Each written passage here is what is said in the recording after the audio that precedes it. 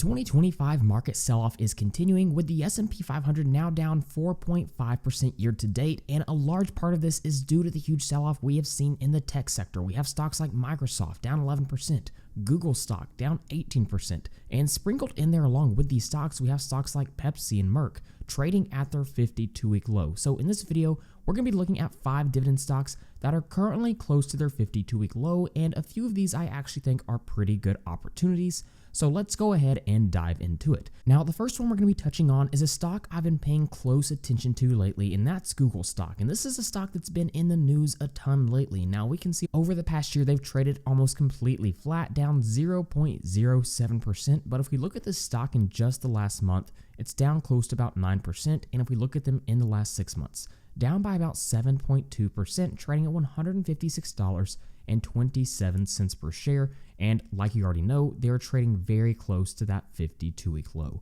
Now, there's a lot going on with Google's business, and in recent news, they just put together a $32 billion deal for Wiz, which is a cybersecurity startup.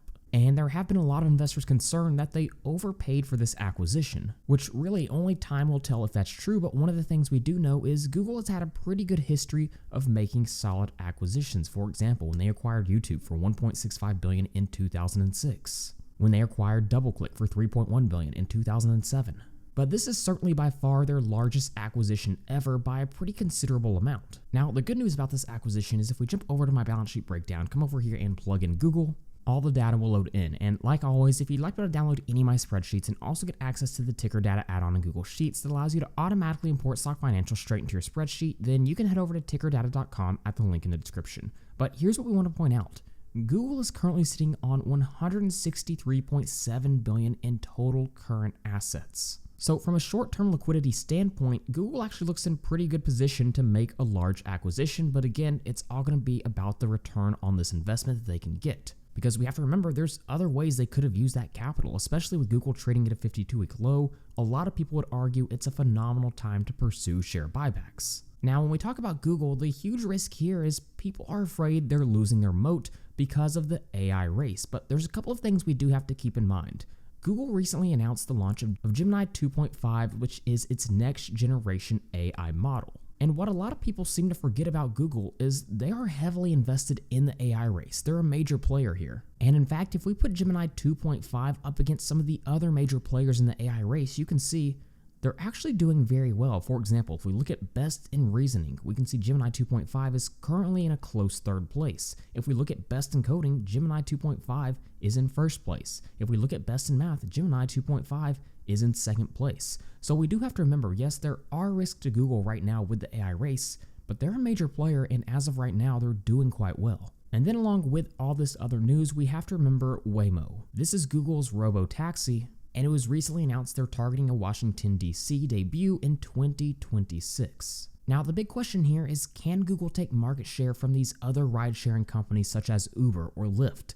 And we actually have a little bit of data that's telling us, yes, they actually can. If we look at what's been going on in San Francisco from August of 2023 to November of 2024, Waymo started to take a significant market share, especially from Lyft, but some from Uber as well. Look at this.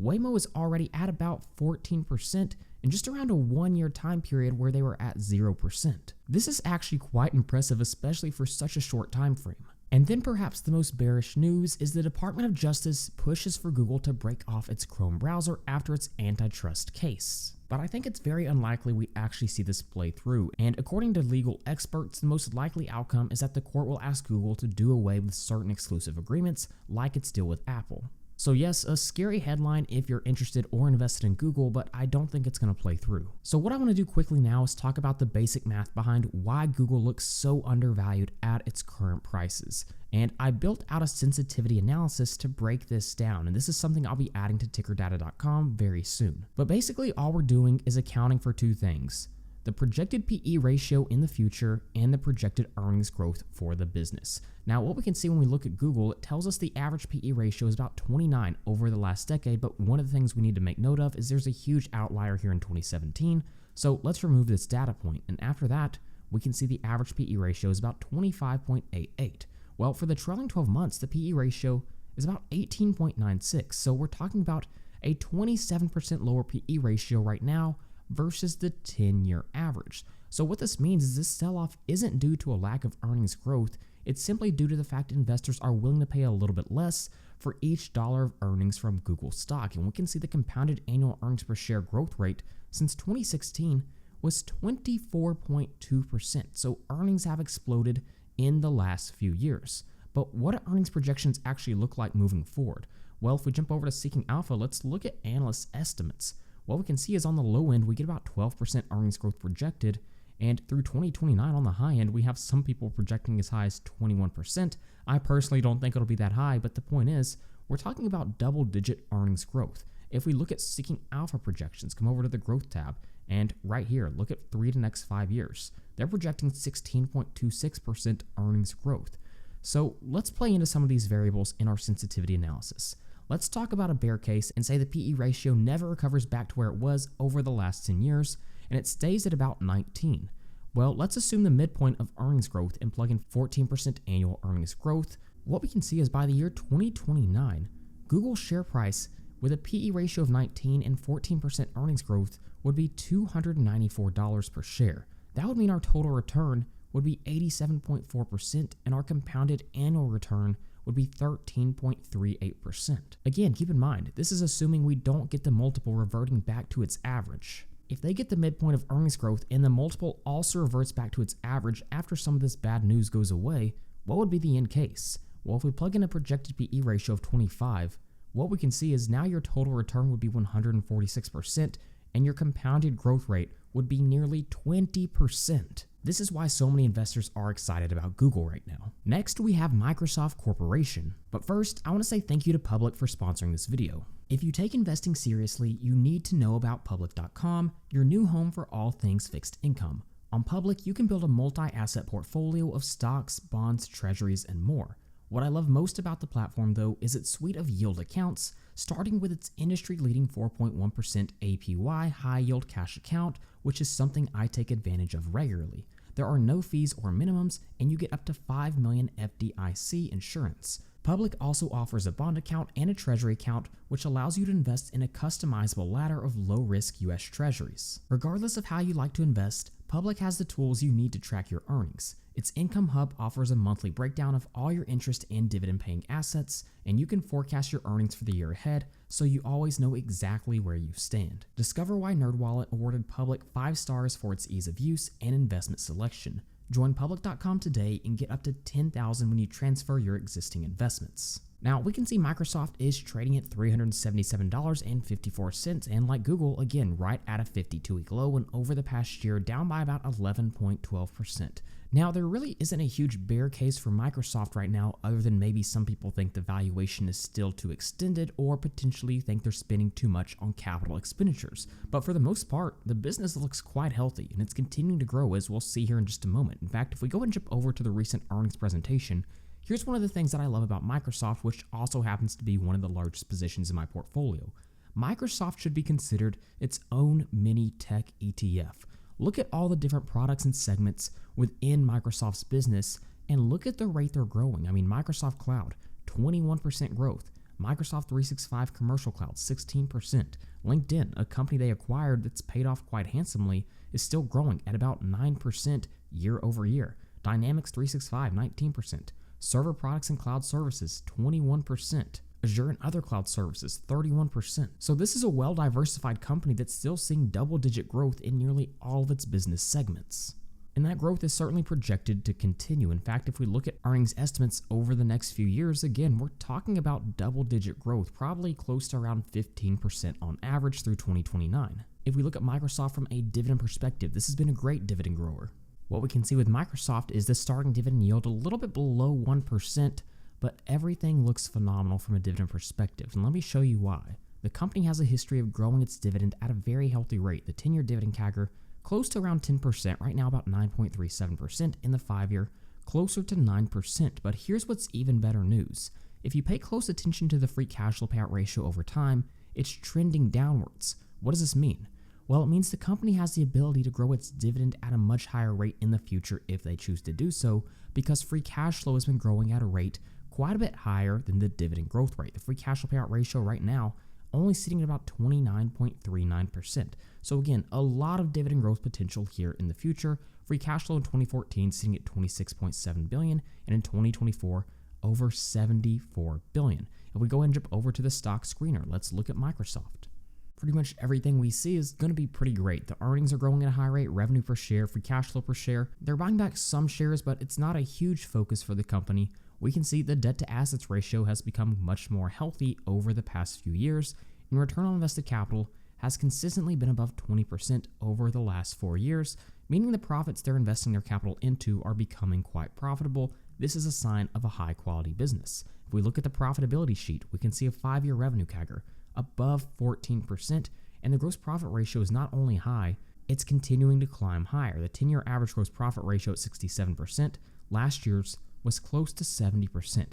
So even in the midst of growing revenue at above 14%, the gross profit ratio is climbing even higher as well. This is what really contributes to significant earnings growth. So now if we just look at Microsoft from a valuation perspective, I'll jump over to my valuation sheet. Thanks to ticker data, the data will load in, and there's a few valuations we want to pay close attention to, starting with our discounted cash flow analysis. Now, assuming a free cash flow growth rate of about 15% for Microsoft, what we can see is we'd come to an intrinsic value of about $345.31 per share, which is still just a little bit below that current share price. If we look at the historical multiple valuation for Microsoft, we can see the average PE ratio over the last decade is about 31.1, when for the trailing 12 months, it's sitting at 30.17. So it's very close to that average PE ratio. It's only about 3% off.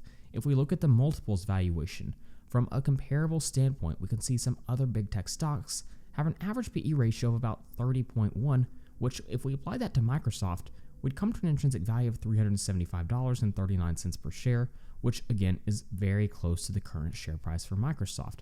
And then of course, if we go and jump over to our dividend discount model valuation, this is valuing the stock based on how much they pay out in dividends and how much that dividend is growing. So with a dividend growth rate projection of 8.25%, which I think is certainly sustainable for this company, and it's a little bit lower than we've seen over the last few years, keep in mind, free cash flow has been growing even faster, meaning it's definitely sustainable. We would come to an intrinsic value of $456.09 per share, which is about 21% higher than the current share price. So if we jump over to our output tab and average those three valuations together, we come to an intrinsic value of about $392.26, which is around 4% higher than the current share price. With a 10% margin of safety, our acceptable buy price would be about $353, but I certainly have to argue that Microsoft is every bit deserving to trade at a premium. This is something I've always believed because we're talking about very stable, very predictable revenue, a well-diversified business, and an extremely high-quality business with high levels of return on invested capital, as we saw on our stock screener, and also the profitability is increasing. That's a sign of a high-quality company. So while the intrinsic value with these valuations came out to about $392, I'd argue I might be willing to pay just a little bit more than that for the stock. Coming in at number 3, we have Pepsi. Now, Pepsi is obviously vastly different from the other stocks we've looked at today, and one of the main reasons is the starting dividend yield is significantly higher. And in fact, if we look at Pepsi over the last 5 years, they now have their highest starting dividend yield in the last 5 years. And in fact, if we look at the last 10 years, this is their highest starting dividend yield in 10 years. So let's go ahead and jump over to that dividend breakdown sheet and take a closer look at this. What we can see is Pepsi now has a starting dividend yield of around 3.63%. And over the last 5 and 10 years, they've been growing at a rate of about 6 to 7%. But upon closer look, you will probably notice there's a problem here. The free cash flow payout ratio in the most recent year was 100%. So 100%, every single dollar of Pepsi's free cash flow had to be used to pay out a dividend. This isn't a good sign because we have to remember when it comes to capital allocation, a company has 5 options. They can reinvest back into the business, they can pay down debt, they can buy back shares, attempt mergers and acquisitions, and then of course pay out a dividend. So if they're using all their free cash flow for that, that doesn't leave a whole lot of room to reduce debt, to reinvest back into the business. This is not sustainable over the long term. So yes, there's a history of dividend growth here, but the bigger problem is the history of what's going on with their free cash flow. Now, what we can see is if we go ahead and jump over to our profitability and income statement sheet, the 10-year revenue CAGR is only about 3.25%. So right from the get-go, the top-line growth isn't too healthy, and the 10-year net income CAGR is only about 4%. So what are they doing to mitigate this? Well, this is actually something they talked about in their recent earnings report. The company noted that some of their snack categories we're really starting to struggle. And one of the quotes is, we see, I think there's a higher level of awareness in general of American consumers towards health and wellness, and I think there is the data to back this up. And so because of this, they stated, we're addressing through the strategies that I talked about earlier. Now, this was a few months ago. What's happened since then? Well, since then, Pepsi announced that they're going to acquire prebiotic soda brand Poppi in a $1.95 billion deal, but in reality, it's closer to about $1.65 billion after you account for some tax benefits. So the management team meant what they stated. They were looking for ways to acquire healthier brands. And of course, like all mergers and acquisitions, whether or not this is actually a good deal is going to depend on the future growth from this brand. Now, on top of the fact that the free cash flow payout ratio is quite high and revenue really isn't growing at a high rate, obviously, with a lot of these snack brands that are considered unhealthy, there is some fear among investors about what RFK Jr. could do to them. Will he require that they change some of their ingredients, which could prove to be more costly for the company? These are the things we don't know about yet. Now, if we look at Pepsi from a valuation perspective, we're going to see valuations kind of all over the place, and I'll show you why. To start out, if we look at our discounted cash flow analysis, assuming just 5% free cash flow growth for this company in the future, we only come to an intrinsic value of about $84.62, which is significantly lower than the current share price. If we look at the historical multiple valuation, we can see compared to that 10-year average, the company does look quite a bit cheaper compared to how they're trading right now. In fact, it's 17% lower than their 10-year average. So from that standpoint, you could argue the company looks undervalued. If we look at the multiples comparables valuation, what we can see is if we apply the same average PE of their comparables to Pepsi, we'd come to an intrinsic value of $238 per share, but I'd also argue that these are both companies that have proven they can grow earnings and free cash flow at a higher rate, especially in the last few years, so they probably deserve a higher multiple, meaning this valuation model probably doesn't carry as much weight. But if we look at the dividend discount model, again, a lot of people want to buy Pepsi right now for that juicy high starting dividend yield, combined with the 50-plus year history of growing those dividends. But even with a dividend growth rate of 4.75%, which right now it's up in the air whether or not that's sustainable because of that high free cash flow payout ratio, we can see we'd come to an intrinsic value of about $174.69. That's about 17% higher than the current share price. But again, the huge question is that actually sustainable with such a high free cash flow payout ratio right now? I think over the next few years, we're going to find out. If we jump over to the output tab and average those three valuations together, yes, we come to an intrinsic value of about $166 per share, but there's still some huge question marks when it comes to this valuation. The multiples probably isn't a perfect valuation because the comparable companies are still growing at a higher rate. The dividend discount model, it has some questions as well because is that dividend growth going to be sustainable in the future? Right now, I think Coca-Cola simply looks like a better company than Pepsi. And then we come to Merck. Merck is another stock that has seen a pretty dramatic decline in its share price over the last year, down close to 33%. And if we look at them year to date, what we can see is they're down another 11.26%. Now, if we look at the dividend yield history for this stock, what we can see is this is another scenario where the 5-year dividend yield is significantly higher than what we've seen over the last 5 years. If we look at the past 10 years, again, we can see this is the highest starting dividend yield they've had in the last 10 years. So if we go ahead and jump over to our dividend breakdown sheet and plug in the ticker, and what we can see is the starting dividend yield now at about 3.58% and the dividend growth over the past decade about 6% in the 5 year at 6%. So nice starting dividend yield, history of growing those dividends, but here's what's better than Pepsi. The free cash flow payout ratio is only about 43.32%. And this is why it's so important to look at free cash flow payout ratio and the earnings payout ratio, because a free cash flow payout ratio is really going to give you a much better perspective on the sustainability of those dividends. We can see free cash flow in 2024 easily covered the amount they paid out in dividends. In fact, the free cash flow growth has looked pretty good for this company over the past decade, obviously coming off a record year. We have about 12.5% free cash flow growth over the past 5 and 10 years. So obviously, just looking at the dividend metrics, it looks like there's a lot to like here at first glance, but here's what you have to understand about Merck and specifically pharmaceutical companies. The future growth of these businesses is completely dependent on what the pipeline looks for their products. And one of the things we have to keep in mind, sometimes their products can lose patents. And this is the huge problem for Merck right now. Greater than 40% of their revenues are driven by a drug called Keytruda. That's a lot of revenue, and this drug is losing its patent by 2028, so just a few years away. So this is a significant risk for the business. And look at what happens for earnings projections for this company starting in 2028. If we scroll down, we can see 2025, 26, 2027.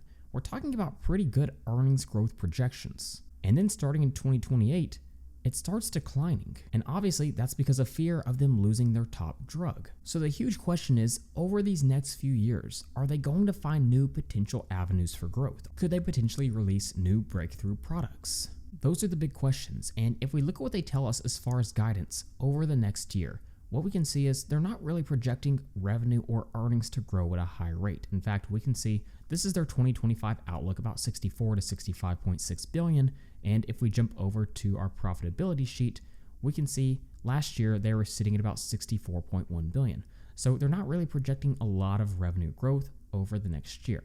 Now, if we do want to point out the bright side, the gross profit ratio has increased dramatically over the past decade, going from about 60.3% to last year being at 80.85%. So let's talk about Merck from a valuation perspective. Again, we'll go ahead and jump over to our valuation sheet. And the first valuation I want to pay attention to specifically with Merck is going to be Graham's valuation. So let's take a closer look at this. And this is valuing the stock based on its future earnings growth potential. And one of the cool things with ticker data is we can find out what the 2025 average projected earnings are. We'll just use the ticker data function, come over here and select Merck stock ticker, select estimated earnings per share average, and then we want it for 2025, and I'll hit enter. And we can see it's coming in at 8.98, but let's be a little bit more conservative with our projections. Maybe we think it's going to be closer to about 8.6. I'll hit enter, and you can see we come to an intrinsic value of about $99.16 per share. But let's be a little more conservative with our projections. I'll come over here and plug in 8.85, and you can see when we apply these other projections, such as our growth rate projection coming in at 5.5, which again, like we saw, is going to be on the lower end for the next few years, but on the higher end after 2025. But what we can see is we'd come to an intrinsic value of about $102 per share. If we look at the historical multiple valuation, first thing we need to take note of, there's obviously a huge outlier right here. So let's remove the outlier, and we can see the average PE ratio over the last decade is about 27.21. But let's go ahead and remove this 2017 outlier. How much does this change things? Now the average PE ratio is about 23.56. For the trailing 12 months, it's just 13.1. So again, based on the PE ratio historically, they do look a little undervalued. Next, if we look at the multiples valuation, look at these comparables companies. If we take the average PE of 21.3 and apply it to Merck, we'd come to an intrinsic value of $143.94. And finally, if we look at that dividend discount model, assuming dividend growth of 5% moving forward, we'd come to an intrinsic value of close to $95 per share, which is about 7.5% higher than the current share price. So if we jump over to our output tab and average these three valuations together, we come to an intrinsic value of about $113.60, which the current price is about 22% lower than that. So even with a 10% margin of safety, it would fall into your acceptable buy range. But the huge question here, again, what does future growth for this company look like after they lose their Keytruda patent? The next 3 years for this company are going to be absolutely critical from a product development standpoint. And then finally, we have Lockheed Martin, who over the last year is only down about 1%, but a lot of that sell-off has come really in the last 6 months or so. In the last 6 months, they're now down 23.2%. So let's go ahead and look at the company from a dividend perspective. What we can see is this is another consistent dividend grower, starting dividend yield close to 3%, sitting at 2.87, and a clear history of growing those dividends, and the dividend growth appears to be sustainable because free cash flow is backing those dividends, 10-year dividend CAGR of 7.7 and the 5-year of 5.65. But what you have to understand about Lockheed Martin is this is a true shareholder yield stock. What does that mean?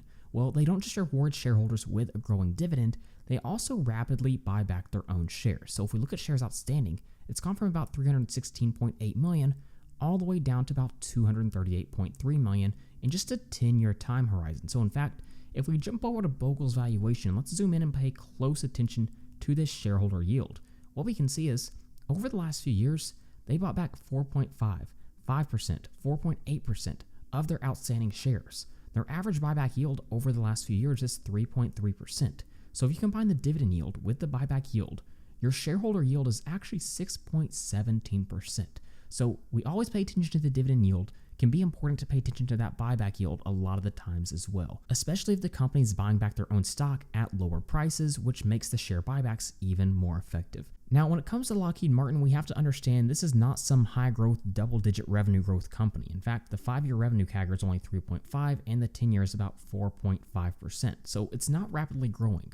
But the reason people love this stock, some investors love this stock, is because of what they consider recession-proof cash flows. Investors who are much more defensive love very predictable and stable cash flows, and that's what Lockheed Martin provides. Let me show you what I mean. To start out, this was something I was writing about over on Seeking Alpha recently. In the most recent quarter, Lockheed Martin did $17.1 billion in revenue, and of that, about $15.8 billion was from government contracts. 92.5% of their revenues came from government contracts in the most recent quarter, and 73% of this came from the US government, while 19.5% came from international governments. Not to mention there is currently a record backlog of more than $165 billion. So most of their revenue is coming from government contracts. That's great for the predictability of those cash flows, but that record backlog is simply phenomenal, $165 billion, so they have business lined up for years. Now, recently, Lockheed Martin's stock price took a little bit of a hit as it lost out on a very lucrative contract to Boeing. But what's important to note is despite this disappointment, the F-35 program will remain highly relevant for decades to come, with a service life that extends all the way to 2070. So yes, they did miss out on a contract, but they still have a lot of business lined up for decades to come. So if we go ahead and look at Lockheed Martin from a valuation perspective, let's jump over to our DCF model. What we can see is, assuming free cash flow growth of about 6%, we'd come to an intrinsic value of $435, which is still a little bit below that current share price. But if we look at the stock from a dividend discount model perspective, assuming dividend growth of 5.5%, which the company has achieved over the last decade and 5 years, we can see we come to a dividend discount model price per share of $544.38. So when you average those two together, looks like the company might be about 8% undervalued, but with a 10% margin of safety, your acceptable buy price would be around $440, which, keep in mind, there have been opportunities to buy the stock within that range over the last few days. So again, this is not by any means a high growth stock, but it is very defensive with predictable cash flows. But there you go, those are 5 dividend stocks that are currently trading very close to a 52-week low. A few of these I believe are currently undervalued and attractive options. Again, like always, if you'd like to download any of these spreadsheets and also get access to the ticker data add-on in Google Sheets that allows you to automatically import stock financials straight into your spreadsheet, then you can head over to tickerdata.com at the link in the description. So with all that being said, thank you guys so much for watching, and please don't forget to like and subscribe to the channel.